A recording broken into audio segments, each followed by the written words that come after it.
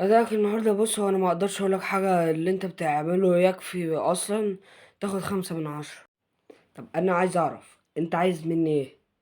أنت عايز تقتلني حي ولا عايز تعمل مني إيه؟ طيب يا عم تاخد 0/10. يا عم أنت مبتعرفش تلعب كورة. امشي امشي امشي. إيه؟ جمهور الأهلي بيقولك امشي. بص يا رامي، يعني يا رامي، أنت ما تنفعش للكورة بجد.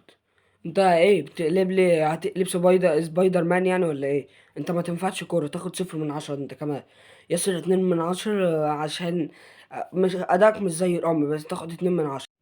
بص، هو اداك ما كانش وحش النهاردة. كنت عامل اللي عليك، في حاجات فلتت وحاجات ما فلتت. تاخد 5/10. اموت واعرف مين اللي سماك ندفد. والله اموت واعرف مين اللي سماك ندفد. مين اللعمة اللي سماك ندفد؟ بجد انت ما ينفعش في الاهلي تاني بجد.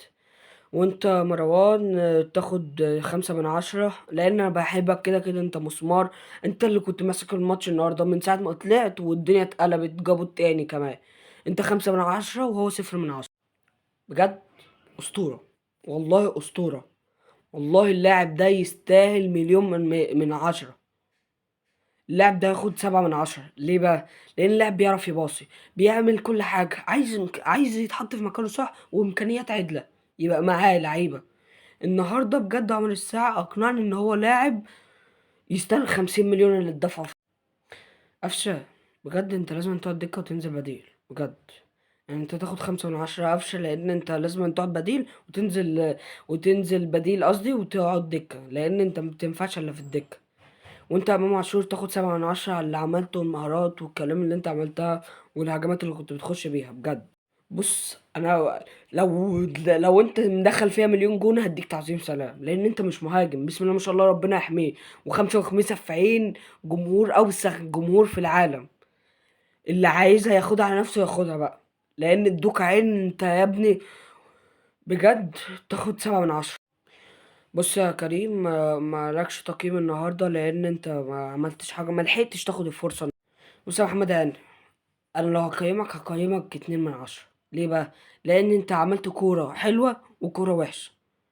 لو انا كده كده مش هقيمك، بس انا بقولك لو هقيمك 2/10. عمرو، عمرو، ايه؟ ايه طيب انت نزلت ما عملتش حاجة. ايه؟